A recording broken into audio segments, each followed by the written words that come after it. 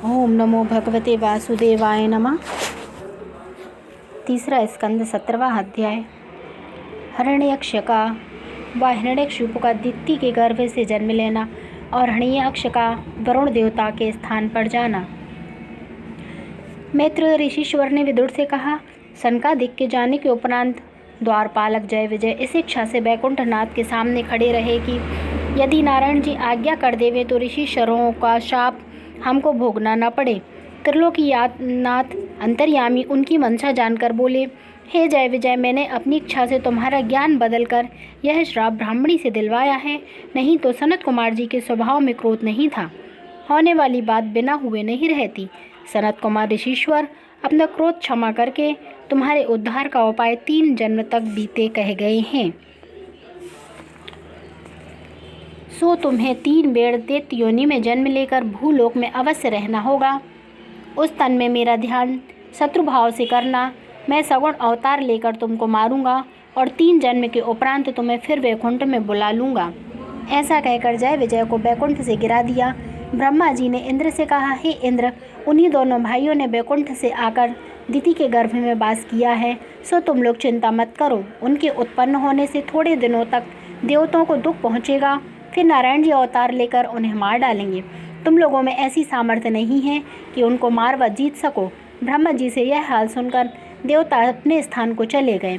दिति सदा इस बात की चिंता करके रहती थी कि ऐसे अधर्मी और दुखदायी बेटे उत्पन्न होने से मुझे दुख के सिवा कुछ नहीं मिलेगा। इससे वे ना तो जन्मे तो अच्छा है। परमेश्वर की इच्छा से 100 वर्ष तक के दोनों दिति के गर्भ में रहकर उत्पन्न हुए। उन दोनों के जन्म के समय संसार में बहुत अपशकुन हुए। ब्राह्मणों और देवताओं का कलेजा डर के मारे कांपने लगा। अग्निहोत्रियों की अग्नि जो कई पीढ़ी से कुंड में थी वह बुझ गई। पृथ्वी पर भूचाल आया। कलियुग के सब लक्षण दिखलाई देने लगे।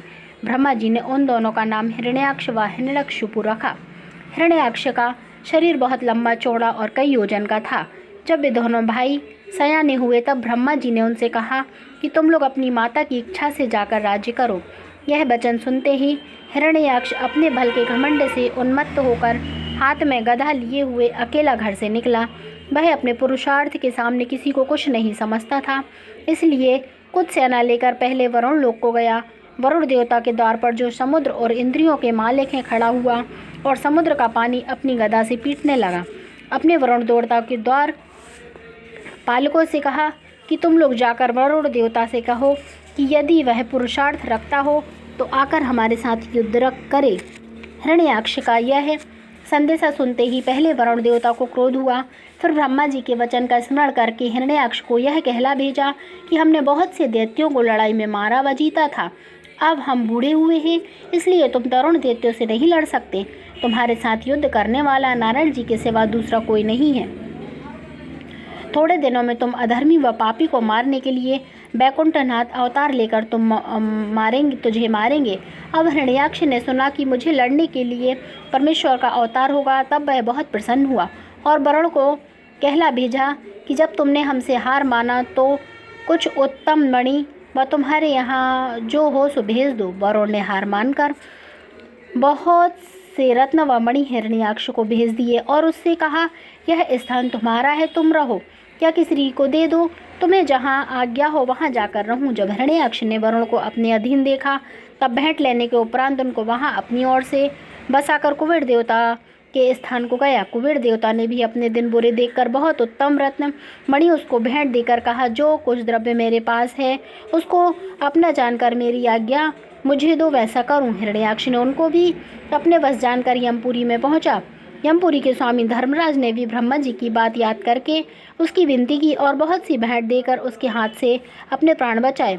जब हिरण्याक्ष ने उनको भी अपने अधीन समझ लिया तब इंद्रलोक में जाकर ललकारा। इंद्र ने भी डर के मारे राज्य सिंहासन का छत्र व चमर उसे भेंट कर देकर उसकी आज्ञा अंगीकार की। जब हिरण्याक्ष ने देखा कि तीनों लोकों में ऐसा कोई नहीं रहा जो मेरा सामना कर सके और मैं उसको युद्ध करके अपनी इच्छा पूरी करूं, तब उसने मन में विचारा कि अब उसको ढूंढना चाहिए जो मेरे साथ युद्ध करे।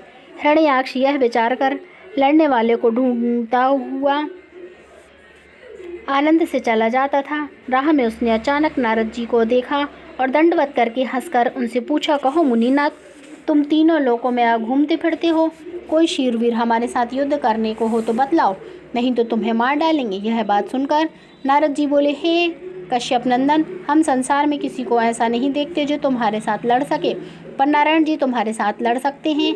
वह हिरण्याक्ष ने कहा, तुम परमेश्वर का पता कहीं बतलाओ, मैं उनसे जाकर युद्ध करूंगा। हमने सुना था ब्राह्मणों और तपस्वियों के स्थान पर वह रहते हैं, सो वहां जाकर मैंने बहुत से ऋषिश्वरों व योगीश्वरों को दुख दिया, पर मेरे डर से वह प्रकट न हुए।